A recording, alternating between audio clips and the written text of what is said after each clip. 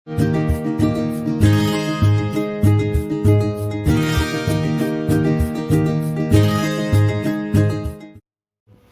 Good morning students. இன்றைக்கி நம்ம பார்க்கக்கூடிய லெசன் வந்து ஈக்குலிபிரியம் லெசன்.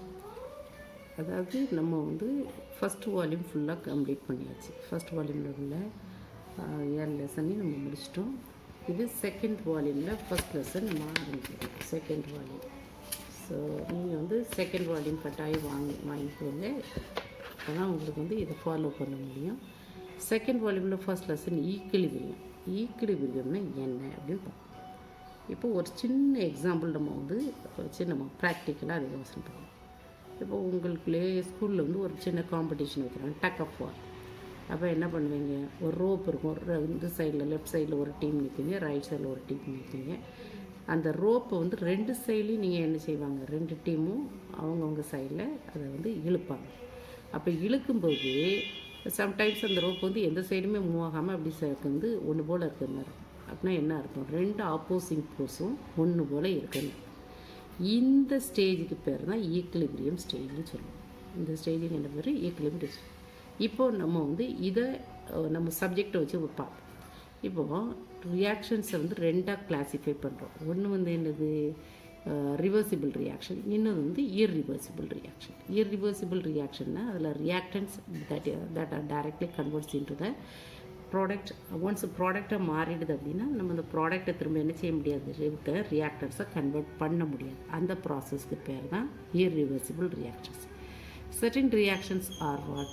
Reversible reaction. அதாவது reactants can converted into the product, products can converted into the reactant. அது physical சேஞ்சஸ்லேயும் நடக்கலாம், கெமிக்கல் சேஞ்சஸ்லேயும் இந்த ரிவர்சிபிள் ப்ராசஸ் நடக்கலாம். இப்போ ஃபிசிக்கல் சேஞ்சஸில் நடக்கும்போது என்ன நடக்கும்னா, reactant if converts into the ப்ராடக்ட்ஸ்னால் அதுக்கு பேர் ஃபார்வர்ட் ரியாக்ஷன் அப்படின்னா.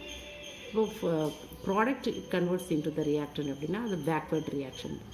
அப்போது இந்த ஸ்பீடு சிம்பிளாக சொல்லப்போனால் இந்த rate of the forward reaction when it is equal to the rate of the backward reaction அப்படி இருந்ததுன்னா அந்த பட்சத்துக்கு பேர் தான் equilibrium state. Otherwise dynamic state, otherwise stable state அப்படின்னு சொல்லுவோம். அதாவது rate of the forward reaction, otherwise rate of the backward, ரெண்டு என்னது ஒன்றோடு ஒன்று ஈக்குவலாக இருக்கும். At that stage, the concentration of all the reactants and the products are what remains constant. மாற்றமே இல்லாமல் ஒன்று போல இருக்கும். That stage is called as what? Dynamic stage. Dynamic stageனா கான்ஸ்டண்ட்டாக இருக்கும். அதுக்கு தான் ஈக்குலிபிரியம் ஸ்டேஜ்னு சொல்லுவோம். அப்போ இதெல்லாம் நான் இப்போ இது வரைக்கும் உங்களுக்கு சொன்னது வந்து ஒரு ஜென்ரல் வந்து இன்ட்ரடக்ஷன். இப்போ தான் நமக்கு வந்து இதை வந்து எப்படி அப்படின்னு நம்ம பார்க்க போகிறோம். அப்போ ஒரு ஈக்குலிபிரியம்னா இப்போது நமக்கு என்னென்னு தெரிஞ்சிடுது. அந்த ஈக்குலிபிரியத்தை 2ஆக கிளாஸிஃபை பண்ணுறோம். Physical equilibrium and chemical equilibrium. Physical ஈக்குலிபிரியத்தில் நிறைய டைப் இருக்குது. சாலிட் லிக்விட் ஈக்குலிபிரியம் இருக்குது, அடுத்தது லிக்விட் வேப்பர் ஈக்குலிபிரியம் இருக்குது, சாலிட் வேப்பர் ஈக்குலிபிரியம். இதெல்லாம் ஃபிசிக்கல் சேஞ்சஸில் நடக்கக்கூடிய. சாலிட் லிக்விட் ஈக்குலிபிரியம்னா இப்போ நீங்கள் ஒரு க்ளோஸ்டு கண்டெய்னரில் ஐஸ் க்யூப்ஸ் எடுத்துக்கிறீங்க.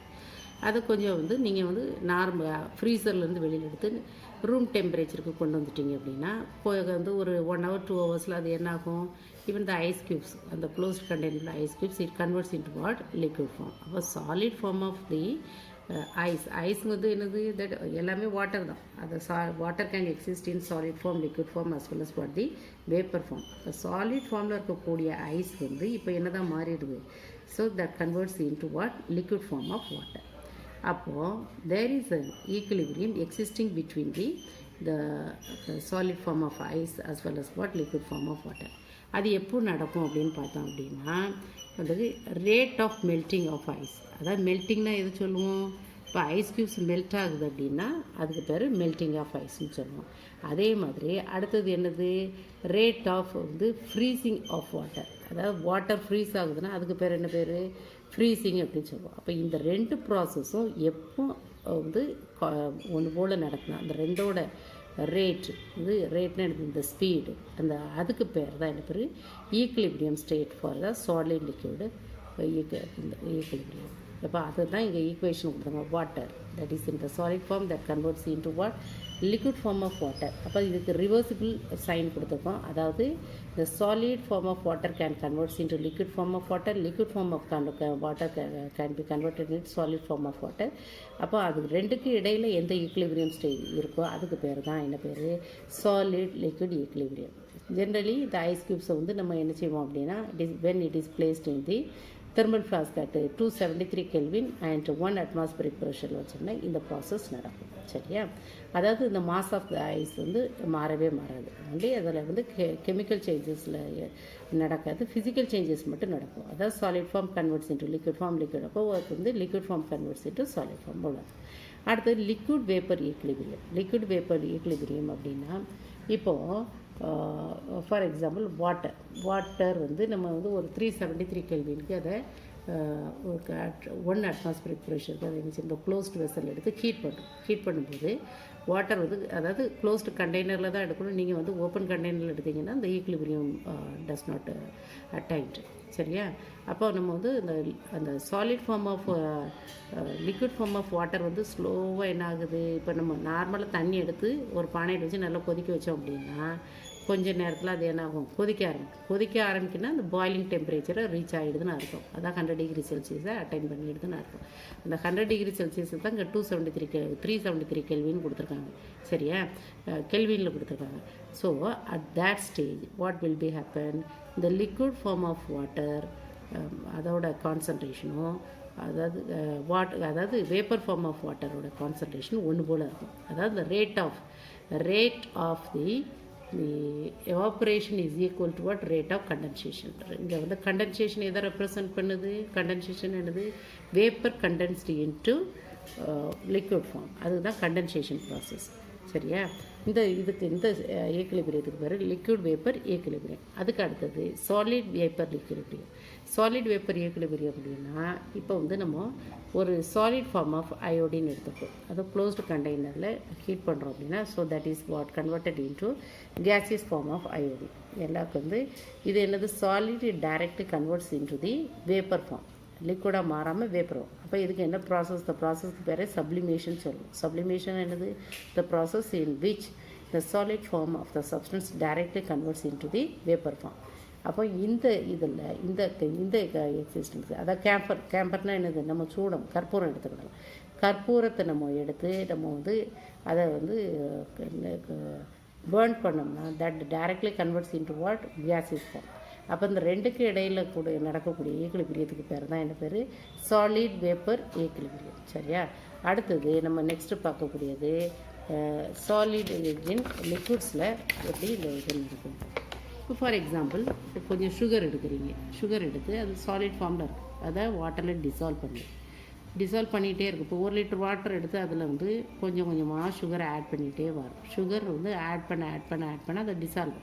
At one stage what will be happen, even the water வந்து கம்ப்ளீட்டாக குறைஞ்சிடும் வாட்டர் கண்டென்ட். அப்போ அதில் வந்து என்ன இருக்கும், சுகர் வந்து திரும்ப கிறிஸ்டல் ஃபார்மில் இருக்கும். அதாவது 1 லிட்டர் தண்ணியில் நம்ம ஒன்று அதோட அமௌண்ட் எவ்வளவு, அதால் எவ்வளவு சால்யூபிள் பண்ண முடியுமோ அந்த அளவுக்கு தான் சுகர் ஆட் பண்ணும். நீங்கள் எக்ஸஸ் ஆஃப் சுகர் ஆட் பண்ண அது என்ன ஆகும், அது கிறிஸ்டல் ஃபார்ம்லேயே இருக்கும். சரியா? அதுதான் இங்கே என்ன கொடுத்துருக்காங்கன்னா சாலிட் ஃபார்ம் ஆஃப் சுகர் வந்து அந்த ப்ராசஸும் சொல்யூஷன் ஃபார்ம் ஆஃப் சுகருக்கும் இடையில நடக்கக்கூடிய இந்த ஈக்குலிபிரியத்துக்கு பேர் தான் என்ன பேர், சாலிட் லிக்விட் ஈக்குலிபிரியம். அதாவது rate of dissolution of the solute வந்து that is equal to what, rate of crystallization of solute-க்கு ஈக்குவலாக. அது மாதிரி கேஸ் இன் லிக்விட்ஸ், இப்போ நம்ம வந்து ஏரேட்டட் வாட்டர்னு சொல்கிறோம். எது, சோடாலாம் என்னது, நார்மல் வாட்டரில் தான் கார்பன் டை ஆக்சைடு கேஸை நம்ம பாஸ் பண்ணி கிடைக்கிறதுக்கு பேர் தான் எனக்கு பேர் சோடா அப்படின்னு கொடுக்கும். இன்னும் நிறைய சாஃப்ட் ட்ரிங்க்ஸ்லாம் எடுக்குதுமே அது வந்து ஏரேட்டட் வாட்டர் தான்.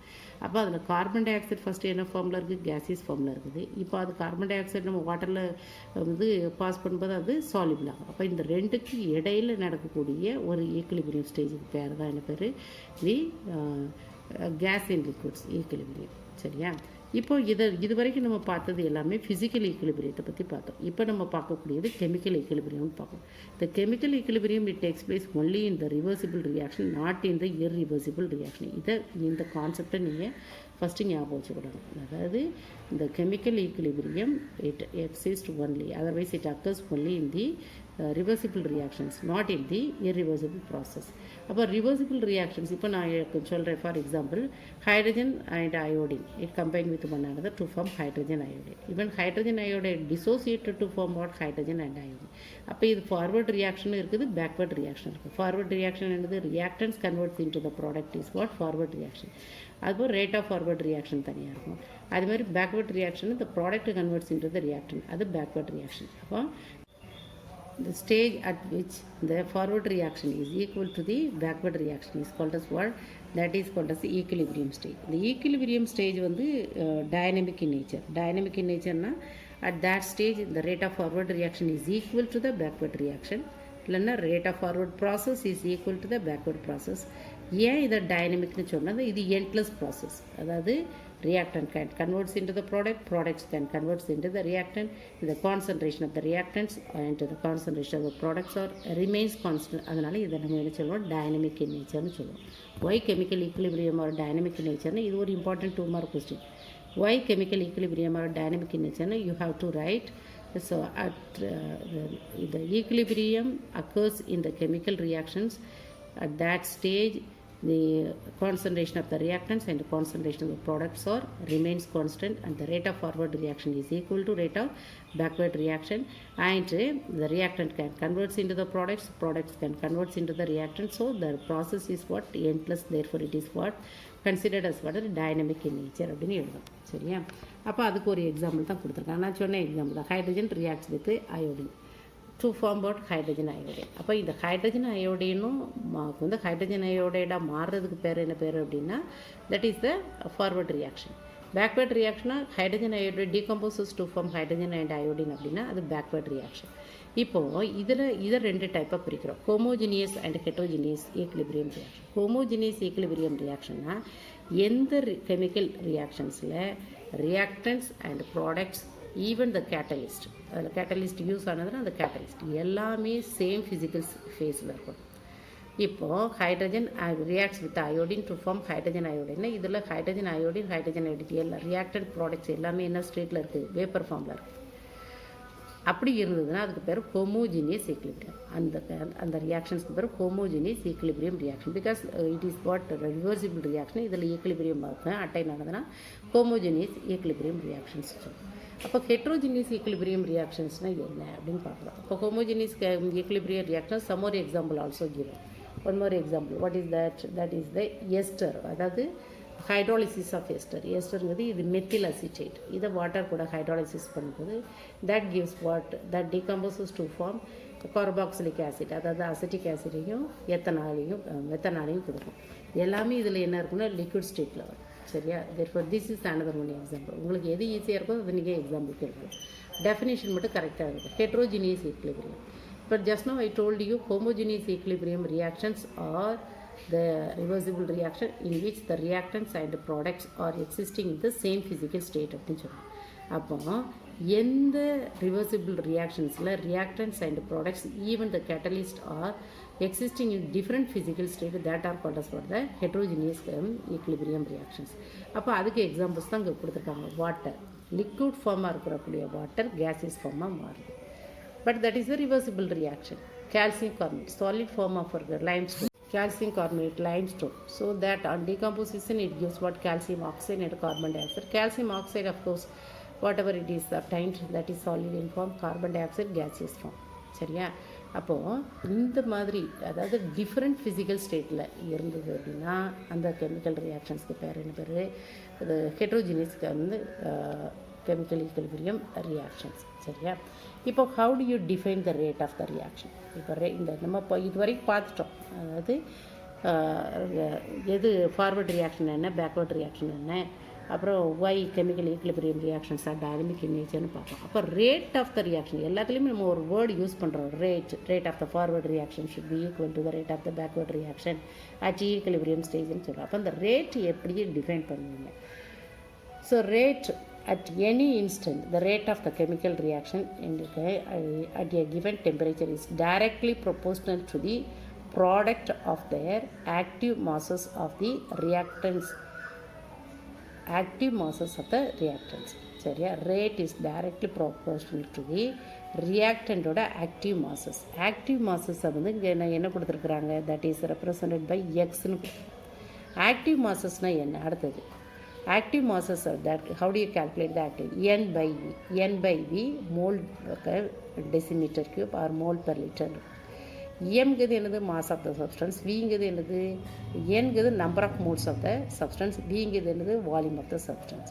அப்போ ஆக்டிவ் மாஸ் கண்டுபிடிக்கணும் அப்படின்னா, ஆக்டிவ் மாஸ்னால் actually concentration of that reactant, otherwise concentration of the product. If you want to calculate, then the number of moles of the reactant should be divided by the volume of the solution. சரியா. இப்போ இதை வச்சு நம்ம active masses கண்டுபிடிச்சோம். Okay, that's all.